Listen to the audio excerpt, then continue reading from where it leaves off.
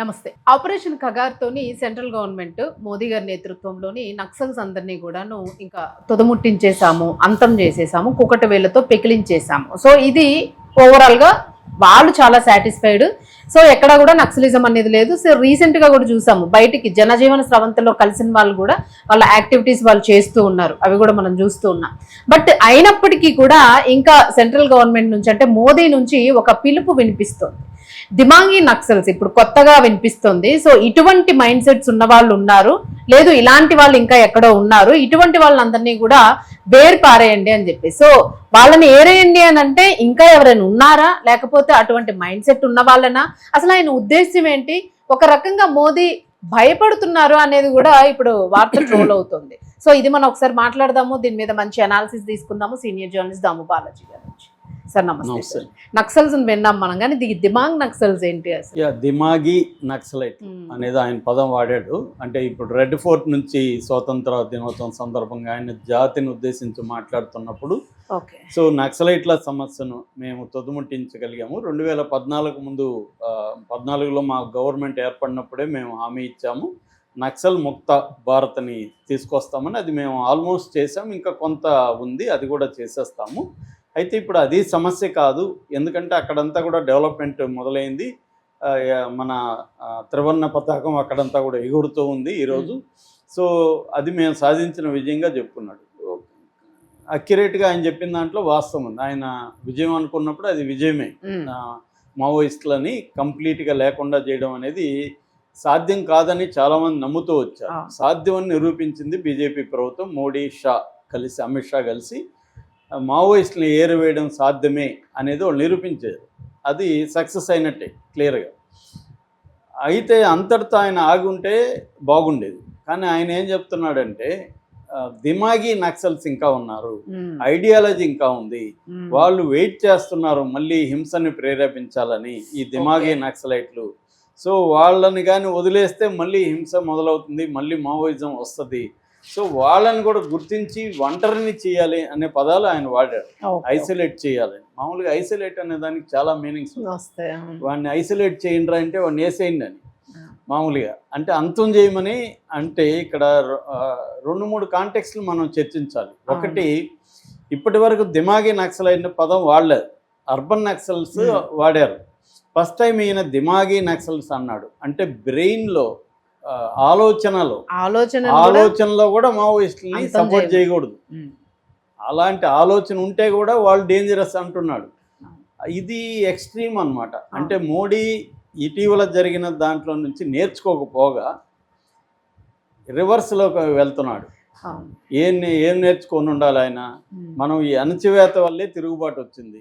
విద్యార్థుల ఉద్యమాన్ని మనం కానీ బిగినింగ్లోనే కాక్రోచ్ ఉద్యమాన్ని అడ్రస్ చేసి ఉంటే ఇక్కడి వరకు వచ్చిండేది కాదు అనే గుణపాఠం నేర్చుకుండాలి కదా ఆయన. నేర్చుకోకుండా ఆలోచన ఉంటే కూడా వాళ్ళు డేంజర్ అంటున్నాడు. ఇది నియంతలు మాత్రమే మాట్లాడతారు ఈ లాంగ్వేజ్. డెమోక్రసీలో ఆలోచన ఉండొచ్చు, ఆలోచన ఉండాలి, విభిన్నమైన ఆలోచనలు ఉండాలి. ఆ విభిన్నమైన 1000 పూలు వికసించని 100 ఆలోచనలు వర్ధిల్లనని మావో చెప్తాడు. అలాగే 100 రకాల ఆలోచనలు ఉండాలి. అట్లని మొన్న కాంగ్రెస్ కానీ అనుకొని ఉంటే, అంతకుముందు ఆర్ఎస్ఎస్ ఆలోచన కరెక్ట్ కాదనుకుంటే ఇవాళ బీజేపీ ఉండేదా, ఆర్ఎస్ఎస్ ఉండేదా?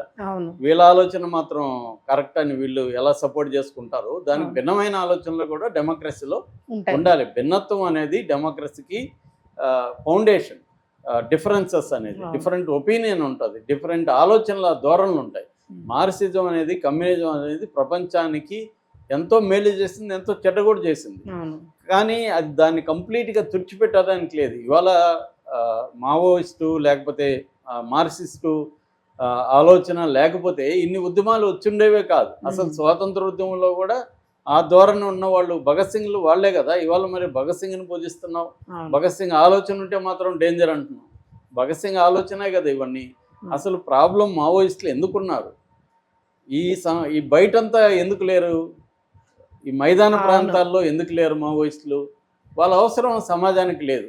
అంటే ఎంతో కొంత అభివృద్ధి అయింది, డెమోక్రసీ పద్ధతిలోనే సమస్యలు సాల్వ్ అవుతున్నాయి కాబట్టి మావోయిస్టుల అవసరం లేదు. మరోపక్క నిర్బంధం కూడా ఇక్కడ ఉంది కాబట్టి వాళ్ళు అడవులు లేకపోతే బతకలేని పరిస్థితులు, వాళ్ళ మెథడ్లో కూడా ప్రాబ్లం ఉంది. విప్లవాన్ని మారుతున్న పరిస్థితులకు అనుగుణంగా మార్చుకోలేకపోవడం అనేది అవును, మావోయిస్టుల అక్కడ కూడా సమస్య. అవును. దాంతో వాళ్ళు ట్రైబల్కి వెళ్ళారు. ట్రైబల్ ఎందుకు ఆదరించారు? ట్రైబల్స్కి ఉన్న సమస్యల్ని ప్రభుత్వం తీర్చలేకపోయింది. అవును, తీర్చలేకపోయింది కాబట్టి ఆల్టర్నేటివ్ తీర్చుంటే వీళ్ళ అవసరం ఏముంది అక్కడ? అవును, సో జల్, జంగిల్, జమీన్, ఈ అడవి, నీళ్లు, భూమి, ఈ ప్రధానంగా ఈ 3 సమస్యల్ని ప్రభుత్వం అడ్రస్ చేయలేకపోయింది కాబట్టి మావోయిస్టులు కూడా మ్యాక్సిమం చేసింది అక్కడ విప్లవం చంపింది పక్కన పెడితే వాళ్ళు చెరువులు తవ్వించారు. అవును. అంటే ప్రభుత్వం చేసే పని వాళ్ళు చేశారు. స్కూళ్ళు పెట్టారు, హాస్పిటల్ పెట్టారు. ఇవన్నీ అవసరాలు అనేవి వాళ్ళ కొన్నింటిని బేసిక్ అవసరాలు, మానవులకి బేసిక్ fill అవసరాలు. చేయగలరు. కూడు గుడ్డ, అవును. అవి దాటిన తర్వాత వైద్యము, విద్య, ఇవి బేసిక్ అవసరాలు. అవే బేసిక్ హక్కులు కూడా ఉండాలి. కాకపోతే దురదృష్టవశాత్తు లేదు. అవును. సో వాటిని మావోయిస్టులు చేశారు అక్కడ. కానీ వాళ్ళ హింస అనే దాన్ని వ్యతిరేకించాల్సిందే ఖచ్చితంగా. ఇదే పని హింస లేకుండా కూడా చేయొచ్చు. వాళ్ళు ఆ ధోరణిలో ఎన్నుకున్నారు, వాళ్ళని తుదముట్టించారు, అంతవరకు ఓకే. కానీ ఆలోచన ఉంటేనే నేను వాళ్ళని తుదముట్టిస్తా, మీరు కూడా చేయండి అనడం అనేది ఎక్స్ట్రీమ్ నియంతల భాష అది.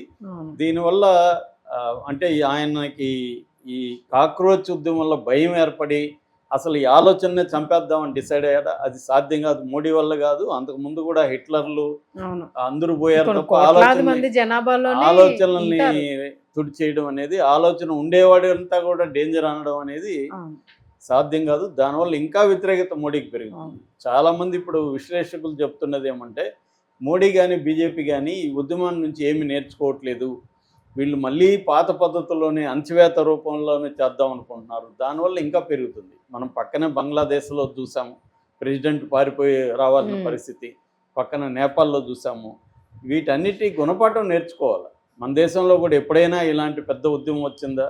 ఒక మంత్రిని తీయగలిగిన పరిస్థితి, ఇన్ని కోట్ల మంది విద్యార్థులు తిరగబడిన పరిస్థితి వచ్చిందా? ఎందుకు వచ్చింది ఇప్పుడు మరి?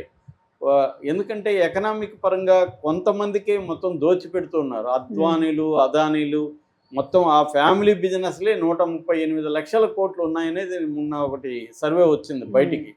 అంటే మోడీ ప్రభుత్వం వచ్చినాక విపరీతంగా ఒక పిడికడు, అంటే 1%కి దగ్గర 40-50% వెల్త్ వెళ్ళిపోయింది. సో మిగతా వాళ్ళకి లేవు, ఉద్యోగాలు లేవు, పిల్లలకి జాబ్, లైవ్లీహుడ్ లేదు, పైగా అణచివేత ఉంది.